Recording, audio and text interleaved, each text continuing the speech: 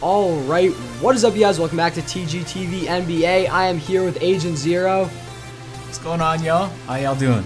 So today we're going to be playing a little game of buy or sell, talking about the NBA free agency. I know I've been kind of silent in the past few days, but I'm so excited to finally talk about it. So I'm going to give Agent 00 the first question here. The first free agent: would you buy or sell Dwight Howard, 3 years, $70.5 million to the Atlanta Hawks? Absolutely not. It looks like they're just trying to cover up for losing Horford. It looked like Horford wasn't fine with playing with Dwight, but Dwight's a player who's had shoulder problems for a while and injuries beyond that. He's getting older and you just don't know whether he's going to continue to decline, so that's a risky one. You never want to be locked down for that much money if you're the Hawks. Alright, so my first player for you is Bradley Beal on the Wizards. He got the 5-year, $128 million deal.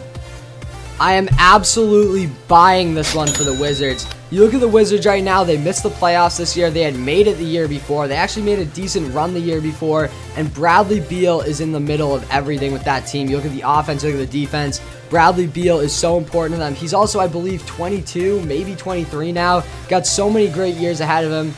I was saying for the Wizards, you got to lock him down as long as you can, and they absolutely did. So I'm completely buying this one for the Wizards. Next up for you, I've got Al Horford to the Celtics for 4 years, $113 million. Absolutely. Celtics have a ton of trade bait. They got contracts that teams would die for. They got a ton of picks. They have a lot of value, but they need players on that team that free agents want to play with. Al Horford is one of those players. So not only did you tag some talent now, but it's going to make the Celtics a bigger player in free agency in the years to come. And I mean, the money that they got for Horford, that's an obvious deal. Celtics tagged him nice. Okay, we got next up Timothy Mozgov, which I think was the first signing when free agency dropped. He got that 4-year, $64 million deal with the Lakers. Is that a buy? I'm selling this one.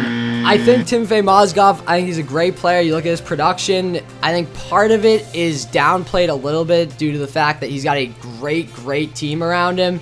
But I still think that it's kind of a desperation move to drop $16 million a year on a guy like this whose numbers do not match anywhere close to that type of salary. I think the Lakers really needed a free agent signing, and I think they maybe overstepped on this one. Yeah.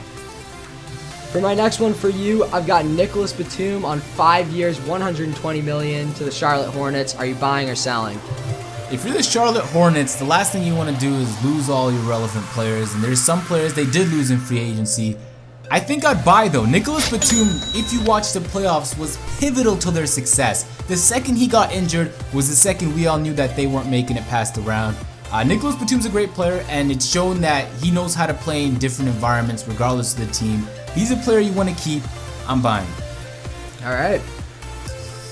Next up, we got Hassan Whiteside. The Heat managed to lock him down. It's that 4-year, $94 million deal. Buy or sell?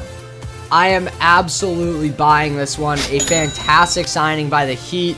I'm sure Hassan Whiteside's feeling a little bit uneasy now after losing Dwayne Wade, after losing Luol Deng. The whole team seems to be falling apart around him, but they still have this solid piece, and I think Hassan Whiteside has so much potential. So to be able to lock him down for 4 years is a great move by the Heat, and I think he will just continue to get better and better.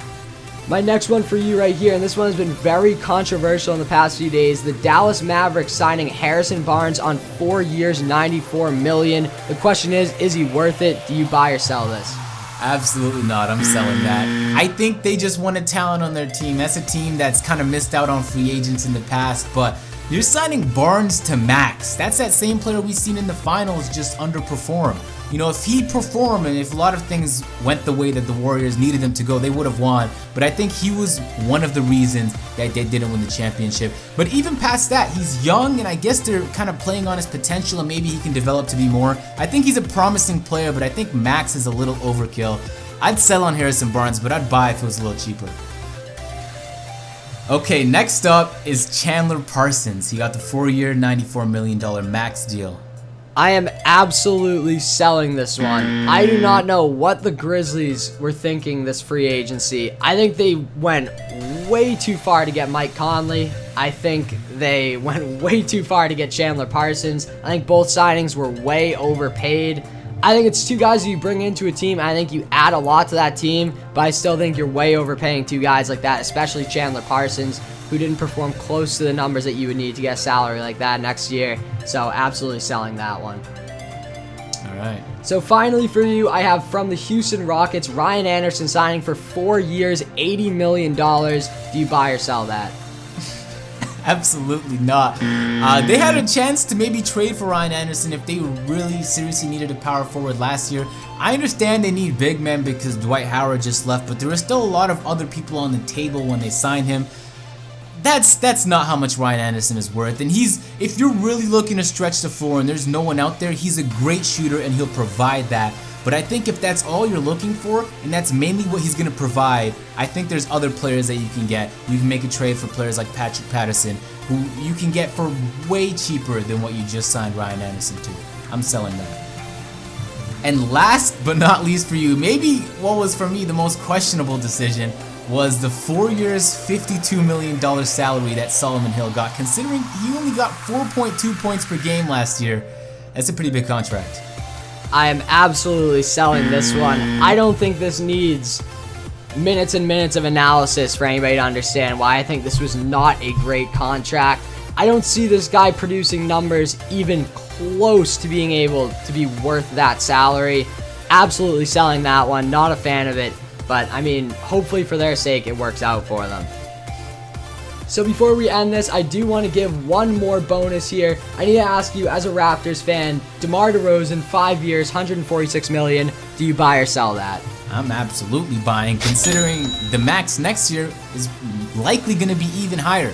DeMar DeRozan is the biggest part of the offense. We run a very isolation-heavy offense, and it's centered around DeRozan being able to score and attack the hoop. If he was able to develop a three-point game, he'd be an incredibly deadly player. But considering players like Beal and younger players, Harrison Barnes and Chandler Parsons are all getting max, for you not to throw max at your franchise player would be absolutely insane. DeMar DeRozan is the first player in Raptors history to kind of stick around even when things weren't going all right for the team. So we got a lot of love for him here in Toronto, and I think he just sold himself. I mean, Kyle Lowry and DeRozan have a tight bond, and you can just see through the interviews and the way they, man, DeRozan wasn't going anywhere, and I knew it all along. He got offers from the Clippers, the Warriors, but he didn't even interview with them. So that's showing loyalty. Toronto loves DeRozan. That's just facts. All right, thank you so much for being on the show. I hope you guys enjoyed, and I will catch you guys next time. Peace. Peace.